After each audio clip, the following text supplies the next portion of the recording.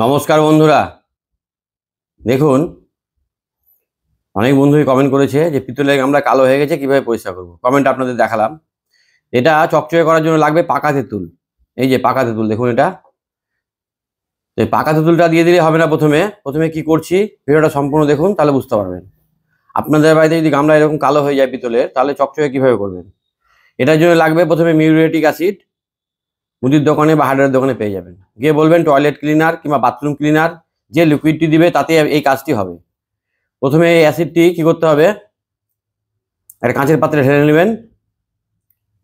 হাতে একটা গ্লাস কিংবা ক্যারি ব্যাগ ভরে নেবেন। খালি হাতে না করাই ভালো। হাতে লাগলে ভয় পাওয়ার কিছু নাই, সঙ্গে সঙ্গে জল দিয়ে ধুয়ে নেবেন।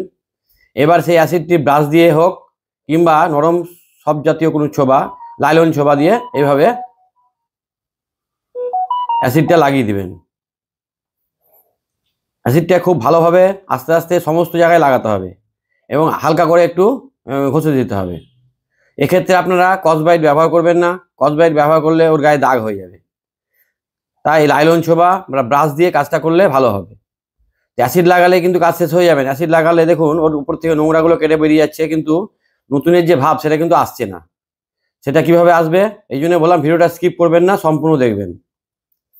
অ্যাসিডটা প্রথমে লাগাতে হবে এইভাবে।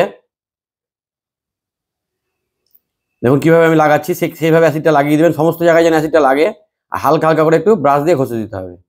ব্রাশ যদি না ব্যবহার করেন, সেক্ষেত্রে আপনার লাইলন যে পাপগুলো হয় বা ছোবা যেগুলো গায়ে মাখার, সেগুলো দিয়ে করতে পারেন, বা নরম জাতীয় যে স্পঞ্জ হয় সেগুলো দিয়েও করতে পারেন। তো এইভাবে আপনারা অ্যাসিডটা প্রথমে লাগিয়ে দিবেন। অ্যাসিডটা ভালোভাবে লাগানো হয়ে গেলে তারপরে কি করতে হবে দেখুন, অ্যাসিডের কাজ কমপ্লিট। এবার আমি কি করব, এটাকে জল দিয়ে ধুয়ে নেব। এই ধোয়ার কাজটার ব্যাপারে বলি, এই ধোয়ার কাজটা কিন্তু খুব ভালোভাবে করতে হবে। আমি দোকানের মধ্যে আপনাদের দেখাচ্ছি, আপনারা ভালোভাবে এইভাবে হাত দিয়ে চেপে চেপে 2-3 বার ধুয়ে ফেলবেন, যাতে কোনো রকম ভিতরে অ্যাসিডের অ্যাকশন না থাকে। এই ধোয়ার কাজটা কিন্তু একটু ভালোভাবে করতে হবে। 2-3 বার ভালো করে ধুয়ে নেওয়ার পর এবার যে কাজটা করতে হবে, এবার এই যে পাকা তেঁতুল, তো গ্লাসটা আমি খুলে নিই। গ্লাস পরে মাজা ঘষা করতে অসুবিধা হয়, খুলে নিলাম। এবার দেখুন এই যে পাকা তেঁতুল একটু নিলাম, আর কি নিলাম, এর মধ্যে সামান্য একটু জল দিলাম। দিয়ে তেঁতুলটা প্রথমে এভাবে জল দিয়ে গুলে নিতে হবে, দিয়ে গামলাটার গায়ে লাগিয়ে দিতে হবে। এক্ষেত্রে যদি আপনারা পাকা তেঁতুল না পান, কাঁচা তেঁতুল জলে সিদ্ধ করে নিলেও হবে, কিন্তু কাজটা পাকা তেঁতুলে ভালো হয়। তো এই তেঁতুলগুলা জল গামলাটার গায়ে সমস্ত জায়গায় এভাবে লাগাতে হবে, ভিতরে এবং বাইরে।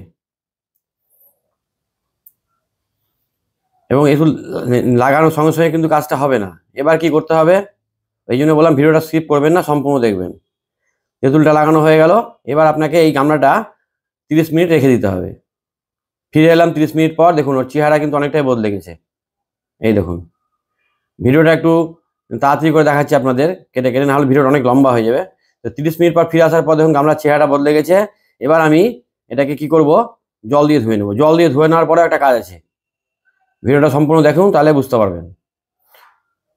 দেখুন ওর চেহারা দেখুন, গামলার চেহারা যখন কতদিনে ব্যবহার করা গামলা, নতুনে যেরকম গ্লেজ থাকে সেরকম কিন্তু গ্লেজ ওর মধ্যে চলে আসলো। এই ধোয়ার কাজটা কিন্তু ভালোভাবে করতে হবে, 2-3 বার ভালো করে ধুতে হবে। এর মধ্যে যেন কোনো রকম তেঁতুলের অ্যাকশন না থাকে। যদি থাকে তাহলে কিন্তু গামলাটা দাগ দাগ হয়ে যাবে। ভালোভাবে কচলে কচলে ধুয়ে নেবেন 2-3 বার, তারও বেশি তো কম না। ভালো করে ধোয়া হয়ে গেলে এবার কি করবেন, তারপরে একটা কাজ আছে। ভালো করে ধোয়া হয়ে গেলে জলটাকে ভালো করে ঝেড়ে নেবেন, ওর গায়ে যেন জল লেগে না থাকে। ভালো করে জলটা ঝেড়ে নিয়ে 1 ঘন্টার মতো রোদ্রে রাখবেন। ঘুরিয়ে ঘুরিয়ে গামলাটায় 1 ঘন্টার মতো রোদ খাইয়ে দিবেন, তাহলে একদম চকচকে হয়ে থাকবে। করে দেখবেন 100% রেজাল্ট পাবেন। শেষ করলাম, সকলে ভালো থাকবেন।